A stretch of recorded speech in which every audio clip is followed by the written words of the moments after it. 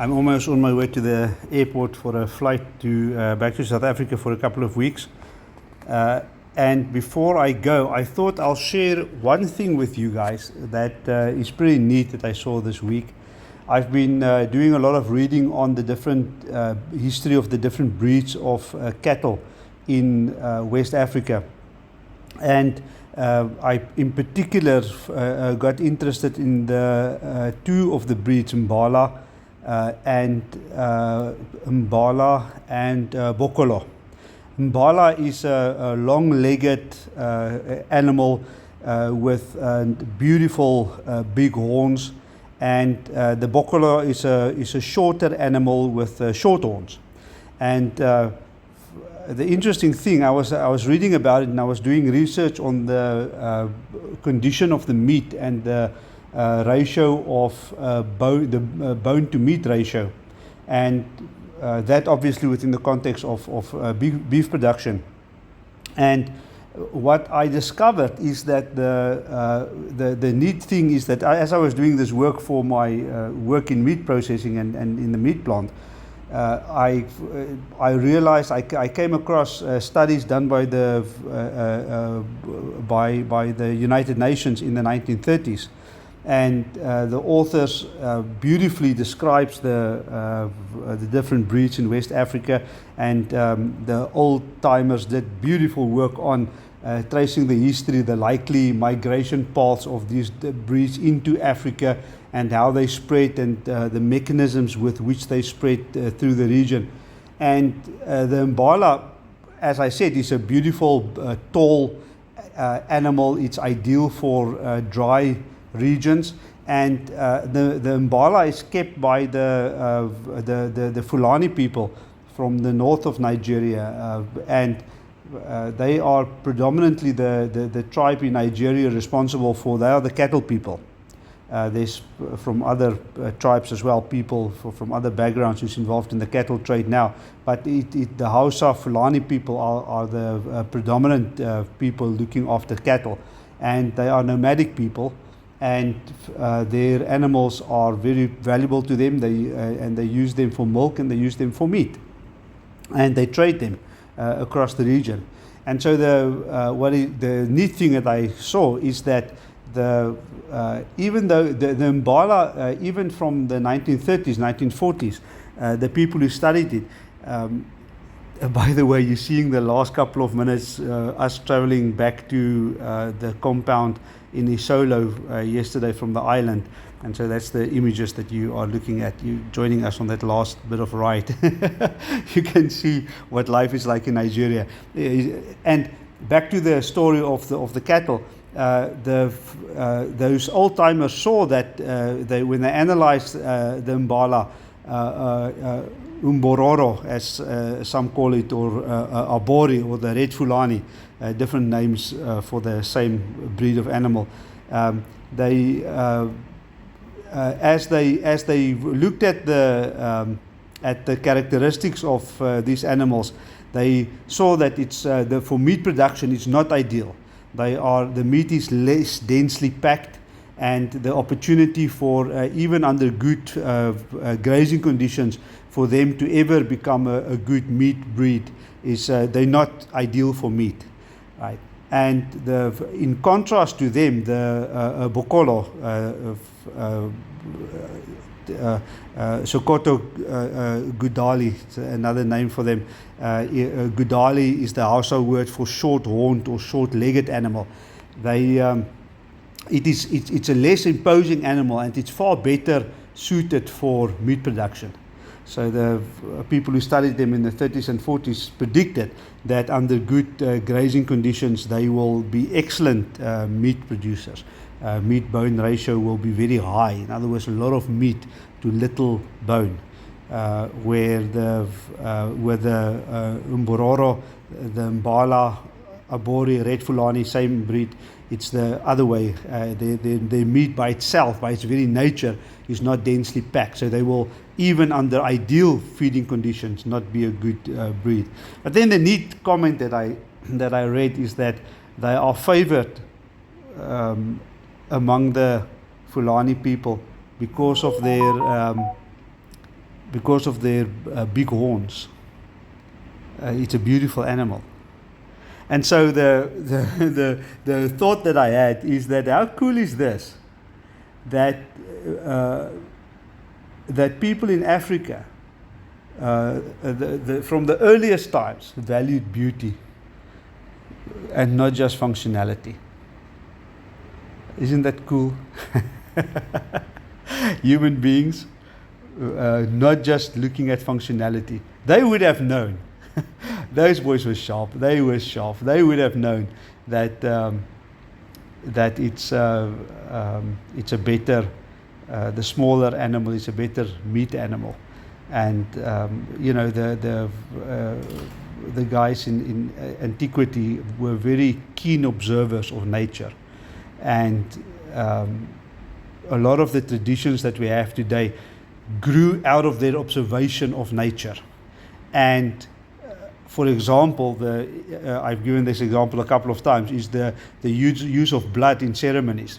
Blood was valued because they saw the effect of blood, they experienced the effect of consuming blood in their own bodies, and they saw it on other people.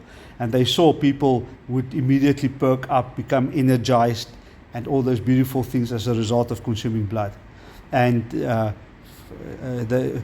even irrespective of that fact, go back to the bone meat ratio, which is the subject of my study this week, and musings in the meat plant.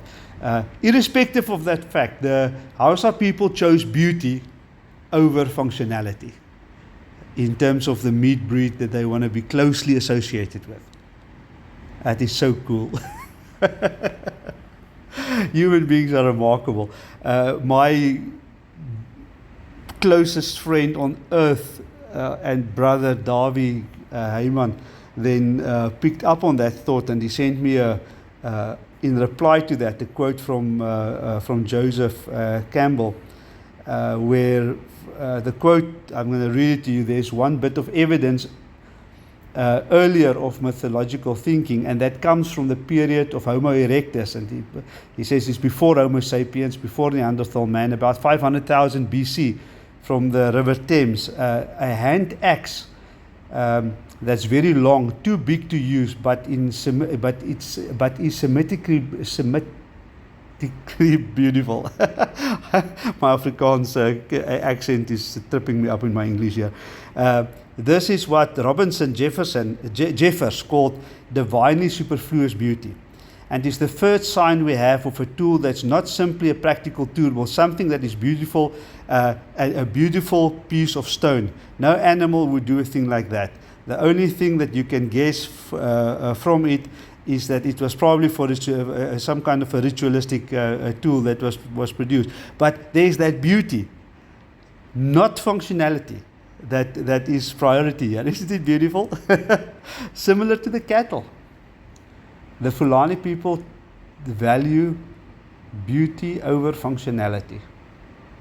Wow. And I discovered this from the meat trade. Okay, guys, there we passed Spar in Ilepeju. You're going to see where we live. We're going to arrive at the compound now. In this, as I was reading up on the different breeds, just back to something that I've been discussing also in many of these short videos, is the use of salt in ancient times. And the salt trade in Africa, which I don't think was predominantly for human consumption. I think it was for animal production. So the Hausa people would mix salt with the drinking water of the cattle, and they will trade salt primarily for the animals.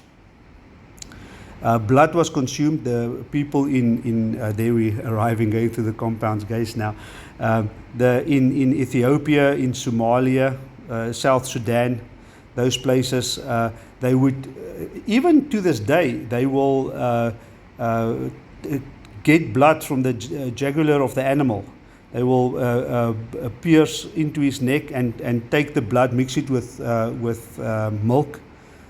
I found stories like that about the ancient people on the Russian steppe.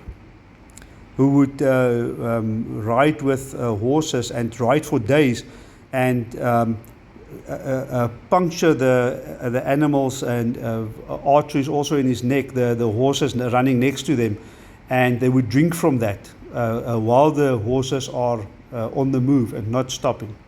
And that's how armies and explorers managed to travel vast distances. And the blood becomes a source of the salt. People in Africa did not consume a lot of salt historically.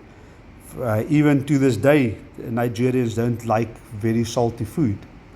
And Europeans became known as people who eat very salty food.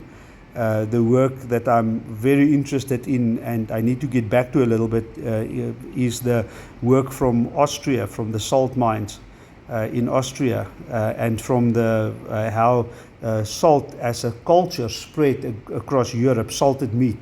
And salted meat never became an issue in Africa. We use different ways of preserving meat, and it was really the Europeans who brought salted meat to Africa.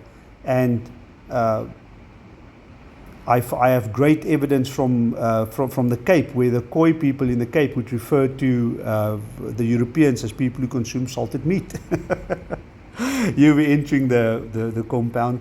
This is where I live, and I'm going to go up to the 3rd floor now, and then I'm going to just show you guys around a little bit in my apartment, and you can get an idea what life is like in Nigeria. There I'm in the lift. Oh no, I'm walking up. Oh, the reason why I'm showing you walking up is because I'm running up and down these stairs. It's dangerous to run outside, and it's not dangerous from a perspective that somebody's going to attack you. It's dangerous from the perspective that I may fall into a hole. It happened before I hurt my leg badly. I was walking outside and there's a hole. It's dark at night. It's that's where the danger comes from, falling into holes and stuff, and the car not seeing me or something like that. So I run up and down these stairs. Last Sunday I ran up 4 stories, and I did that 80 times last Sunday. That's my exercise. So I run up and I walk down. That's 1. Run up, walk down. 2. Run up 4 stories, walk down 80 times. So A7 is my apartment. So I'll show you guys around a little bit inside. There's